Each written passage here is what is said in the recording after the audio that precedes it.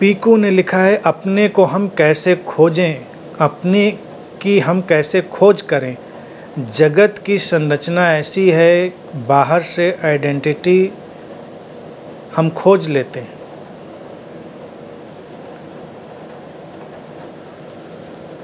पहले तो यही खोजना होता है, हमने अपने को खोया कैसे। खोया कैसे, तभी तो पता चलेगा। कभी कभी ये भी हो सकता है कि तुमने सुन लिया है कि खोजना है और तुमने खोया ही नहीं था, तुम खोजने निकल गए तो खोजने में खो गए। कई लोग तो खोज में खो जाते हैं, खोज कर कहीं पहुंचते हैं कुछ लोग, और कुछ लोग खोज में ही खो जाते, क्योंकि बैठे थे अपने ही घर। किसी ने कहा अपने घर नहीं चलोगे, बैठे हुए हो यहाँ पर। अब उनको ख्याल ही नहीं था कि अपने घर बैठे थे। उन्होंने कहा बिल्कुल अपना घर तो खोजना ही चाहिए, और निकल लिए। अब ऐसे गुरु अगर मिल जाए किसी को, वो अपने घर में बैठा अच्छा भला व्यक्ति, आकर उसको कहा यूं ही बैठे रहोगे, अरे अपना घर खोजो, अपना असली घर। निकल गए गुरु के पीछे, पूरी दुनिया घूम के फिर वापस अपने घर आए। कहने अच्छा, बाहर से जो आइडेंटिफिकेशन बनता है, तुमने लिखा है वो सुंदर है ना। संसार की तो रचना ऐसे ही चलती है। इसीलिए भारत में देखिए, सबसे जो महत्वपूर्ण चीज़ है, तुम देखो ऋषियों और बुद्धों ने क्या कहा, ये संसार एक लीला है। लीला का मतलब क्या, don't take life too seriously. बहुत ज़्यादा गंभीरता से जीवन को नहीं लेना है। ये ऐसे ही चलेगा, ये ऐसे ही चलता आया है। आइडेंटिफिकेशन, डिसआइडेंटिफिकेशन, बनता है, बिगड़ता है, मिटता है, आगे जाता है। ये लीला है। संसार तुम्हें परेशान करने के लिए नहीं है। संसार में रहने का और तादात्म्यकरण का एक ढंग है, वो रहेगा, लेकिन फिर उससे बाहर जाने का रास्ता भी है। अब तुम्हारे यहाँ देखो, इस समय कितना, अभी तो पता नहीं शांति होगी कोलकाता में या नहीं, कितना दुर्गा पूजा का हल्ला होता है। नवरात्रि में हम लोग देवी मिष्टिका में बैठे ही उसी सेलिब्रेशन के लिए हैं।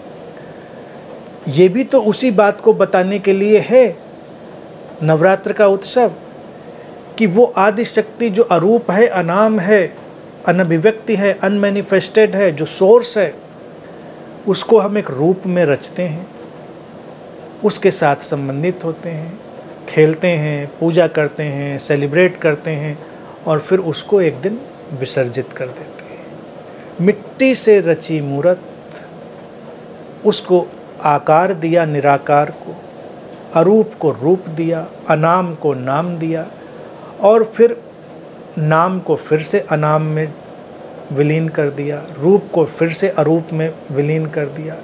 ये एक वर्तुल है। Identification, disidentification. संसार तो तादात्म्य से चलता है, लेकिन ये जानते रहना कि ये सब लीला है, ये खेल है, वही तुमको नहीं बांधता। इसीलिए ये सर्जन और विसर्जन, इसको हमेशा याद रखना चाहिए कि हम ही ने रचा है, हम ही ने उसको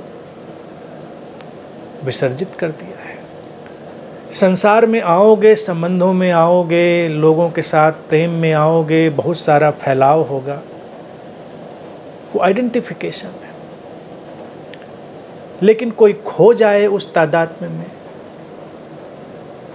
तो खो जाए, और कोई जानता रहे कि ये है ऐसा ही, तो वो लीला का हिस्सा बन जाता है। जो लीला का हिस्सा बन जाता है, उसे किसी खोज पर जाने की जरूरत नहीं। जो खोजने गया वो खो गया, जो ठहर गया उसने पा लिया। ठहर कर जीवन की लीला को देख लिया।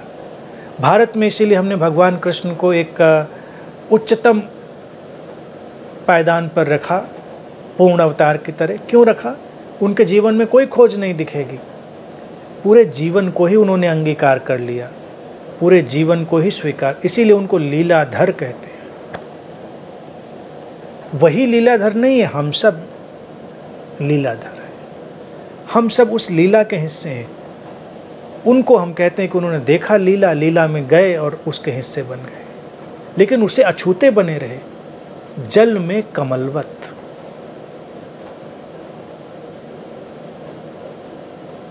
इसीलिए तो चक्रों पे भी कमल के प्रतीक डाले हैं ना। भारत में जगह जगह तुमको एक कमल का प्रतीक मिलेगा।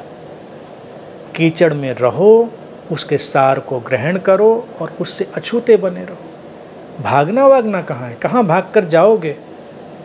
जहाँ जाओगे वहाँ यही संसार पाओगे, वहाँ यही रेत का अंबार पाओगे, वहाँ यही सारा बाजार पाओगे। जाने के लिए कुछ है नहीं, भागने के लिए, खोजने के लिए कहीं जाना नहीं है। जहाँ हो, जैसे हो, वहीं पर जागना है, तादात्म्य को ढीला करना है। सर्जन हो गया है, विसर्जन को जगह देनी है और लीला का हिस्सा बन जाना है। बस खोज पूरी हुई।